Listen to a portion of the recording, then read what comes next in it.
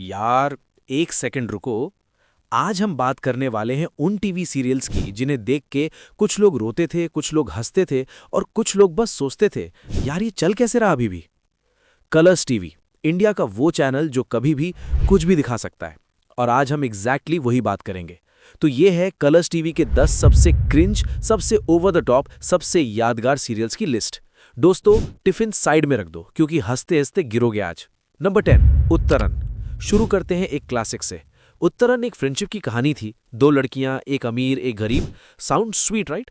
पर जब तक ये सीरियल बंद हुआ, इसमें आ चुका था टाइम लीप, रीइंकार्नेशन, एक विलन जो बार बार मरती थी और बार बार वापस आती थी, और रिश्ते इतने कॉम्प्लिकेटेड हो गए थे कि फैमिली ट्री नहीं, फैमिली वेब बन गई थी। भाई, 1600 से ज्यादा एपिसोड्स, 1600। मतलब एक इंसान रोज एक एपिसोड देखे तो भी 4 साल लगेंगे सिर्फ ये खत्म करने में। और फिर भी एंड में आके लोगों को याद नहीं था कि स्टोरी शुरू कहां से हुई थी। हमें भी नहीं पता, मेकर्स को भी शायद नहीं पता था। नंबर 9, थपकी प्यार की।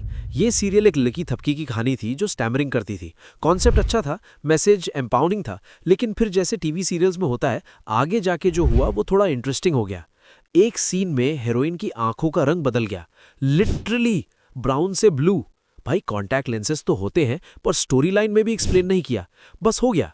कैमरा ने दिखाया, हमने देखा और हमने सोचा ठीक है, यहां कुछ भी पॉसिबल है। एक और सीन में विलन इतना ओवर एक्ट कर रहा था कि मुझे जेन्युइनली डर लगा, पर खुद विलन से नहीं, उस एक्टर की हेल्थ से। इतना इंटेंसिटी कहां से आता है भाई? योगा, मेडिटेशन, पता नहीं, पर था, पूरा था। नंबर 8, स्वरागिनी। दो बहनें, स्वरा और रागिनी, उनकी लव स्टोरी, उनका ड्रामा, उनकी फैमिली। शुरू में तो बिल्कुल नॉर्मल लग रहा था, पर भाई ये शो एक सर्टेन पॉइंट के बाद जिस डायरेक्शन में गया, वो डायरेक्शन का नाम तो नहीं था। विलन्स की लिस्ट इतनी लंबी थी कि सबटाइटल्स की जरूरत पड़ जाती।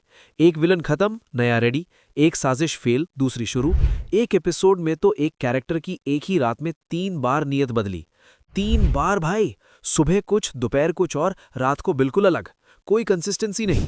स्क्रिप्ट राइटर भी शायद रोज सुबह फ्रेश स्टार्ट करते थे, कल क्या लिखा था भूल गए। और वो ड्रामेटिक म्यूजिक, हर छोटी चीज पे फुल ऑर्केस्ट्रा। कोई चाय की प्याली रखता था तो भी बैकग्राउंड में डा डा डा। अब तो लगता है मेरे घर में भी चाय रखने के बाद वो साउंड बजनी चाहिए। नंबर 7, पिशाचिनी। ये कलर्स टीवी का सुपरनैचुरल शो था। पिशाचिनी एक ऐसी सुपरनैचुरल एंटिटी जो तुम्हें सब कुछ दे सकती है, पर बदले में लेती है तुम्हारा सोल। Yes, soul. इसमें सुपरनैचुरल एलिमेंट्स थे, थ्रिलर था, हॉरर था, पर सीजीआई देख के भाई वो थोड़ा अलग ही लेवल का था। एक सीन में पिशाचिनी का ट्रांसफॉर्मेशन इतना प्लास्टिक लगा कि मुझे लगा यार ये तो अमेज़न से ऑर्डर करके आया prop, same day delivery, bubble wrap के साथ। विलन के डायलॉग्स भी आइकॉनिक थे। एक बार विलन ने बोला, मैं तुमसे प्यार करती हूं इसलिए तुम्हारी जान लूंगी। भाई, ये रोमांस है या थ्रेट? दोनों। कलर्स टीवी पे दोनों पॉसिबल है। नंबर 6, शक्ति अस्तित्व के एहसास की। अब ये थोड़ा सेंसिटिव टॉपिक है तो मैं रिस्पेक्टफुली बोलूंगा। ये सीरियल ट्रांसजेंडर राइट्स और एक्सेप्टेंस के बारे में था। टॉपिक बहुत इंपॉर्टेंट था, मैसेज जरूरी था, पर जो एग्जीक्यूशन था वो कभी कभी थोड़ा ज्यादा ड्रामेटिक हो जाता था। एक ही एपिसोड में रोना, चिल्लाना, supernatural angle, family drama, villain का प्लॉट और एक डांस सीक्वेंस, सब एक साथ 22 मिनट्स में। भाई, ये सीरियल नहीं, ये तो मैराथन था। व्यूअर का स्टैमिना टेस्ट हो जाता था। फिर भी ये काफी सालों तक चला, मतलब ऑडियंस ने साथ दिया, क्योंकि अल्टीमेटली देसी ड्रामा में एक अलग ही चार्म होता है जो कोई समझा नहीं सकता, बस फील किया जा सकता है। नंबर 5, उड़ान। ये कलर्स टीवी का वो सीरियल था जो चाइल्ड लेबर और बॉन्डेड लेबर जैसे सीरियस टॉपिक्स उठाता था। और ऑनेस्टली ये शुरू में बहुत पावरफुल था। चकोर की कहानी जेन्युइनली टचिंग थी, पर जब सीरियल आगे बढ़ा और टाइम लीप्स आए और विलन का विलन आया, तो कुछ ऐसा हुआ कि स्टोरी की ग्रेविटी खो गई।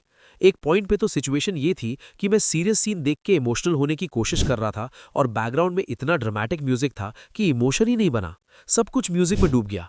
उड़ान का ओरिजिनल मैसेज आज भी इंपॉर्टेंट है, पर जैसे जैसे एपिसोड्स बढ़ते गए, भाई वो उड़ान थोड़ी नीचे आ गई। नंबर 4, बालिका वधू। अब ये सीरियस वाला है। बालिका वधू कलर्स टीवी का पहला मेगा हिट 2008 में शुरू हुआ। एक 8 साल की लड़की की शादी, चाइल्ड मैरिज को एक्सपोज करना, ये इसका पर्पस था। और ऑनेस्टली ये सीरियल एक जरूरी मैसेज लेके आया था, इंपॉर्टेंट था, रियल इश्यूज दिखाए। आनंदी का सफर जेन्युइनली असर करता था। लेकिन ये भी सच है, जब ये सीरियल 8 साल तक चला और टाइम लीप्स आए और जनरेशन बदली और फिर सीजन 2 भी आया, तो कुछ लोगों ने पूछा, भाई अब क्या चाह रहा है? शादी के खिलाफ शो था, पर खुद शादी से ज्यादा लंबा हो गया। वो आनंदी जो 8 साल की थी, अब तक बड़ी होके अपने पोते के शादी की तैयारी कर रही होगी, और शो अभी भी चल रहा होगा। Number 3, big boss.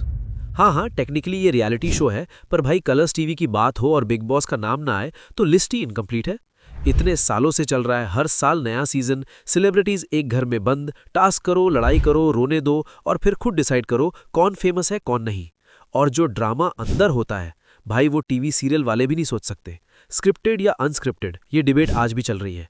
पर मैं एक बात बोलूंगा, जो चीज़ इतनी रेगुलरली वायरल होती हो, जो इतनी बार कंट्रोवर्सी में आती हो, जो इतने सालों बाद भी टीआरपी टॉप पे हो, उसमें कुछ तो है। हम लोग जज जरूर करते हैं पर देखते सब हैं। मैं भी, आप भी, सब ने देखा है, कोई नहीं बचा। नंबर 2, ससुराल सिमर का। भाई ये एक अलग डिमेंशन की चीज है।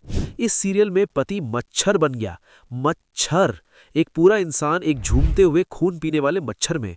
और फैमिली इतनी काम थी जैसे ही नॉर्मल हो, जैसे हर रोज ऐसे होता हो। आज हस्बैंड मच्छर बन गए, कोई बात नहीं, मॉस्किटो रिपेलेंट लगा लो। सास ने बहू को कॉकरोच में बदल दिया। कॉकरोच! भाई फ्रांस काफ्का ने मेटामॉर्फोसिस में यही किया था, एक इंसान का कीट में बदल जाना। उन्हें तो वर्ल्ड लिटरेचर में जगह मिली। और ससुराल सिमर को टीआरपी नंबर 1। इसमें हर कुछ एपिसोड्स में नया सुपरनैचुरल ट्विस्ट आता था। पिशाच, डायन, असुर सब थे इस एक घर में। भाई ये घर नहीं, ये तो एवेंजर्स का हेडक्वार्टर्स था, सुपरनैचुरल एडिशन। और ये शो सालों तक चला भाई, सालों तक। लोग देखते थे। कौन थे वो लोग? कमेंट करो जरूर। मैं जज नहीं करूंगा, थोड़ा करूंगा। पर बताओ, नंबर 1 नागिन, इंडिया का सबसे पॉपुलर, सबसे आइकॉनिक, सबसे ज्यादा देखा जाने वाला सुपरनैचुरल सीरियल। 6 सीजन भाई, 6। पहला सीजन आया, इंडिया ने देखा। दूसरा सीजन आया, इंडिया ने फिर देखा। तीसरा, चौथा, पांचवा, छठा, हर बार इंडिया वापस आया। क्यों? क्योंकि बीन बजाओ और हीरोइन डांस करती है। ये एक रूल है, ये चेंज नहीं होता।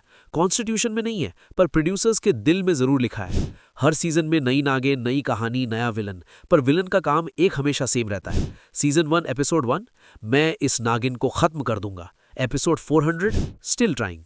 भाई इतनी डेडिकेशन मुझे अपने किसी काम में नहीं आई। विलेन से सीरियसली लाइफ गोल्स लेने चाहिए।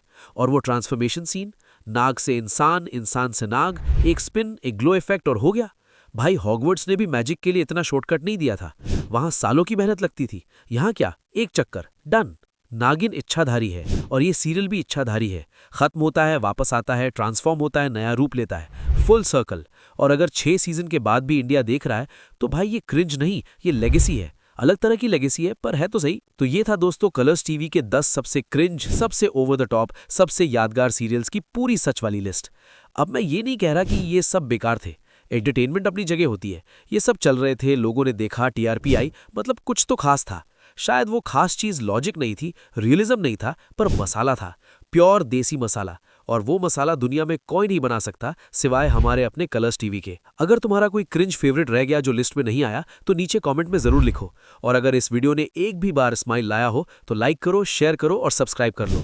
बेल आइकन दबाओ ताकि अगली बार का देसी ड्रामा मिस ना हो। मिलते हैं अगली वीडियो में, तब तक रिमोट अपने हाथ में रखो और थोड़ा सोच के चैनल बदला करो।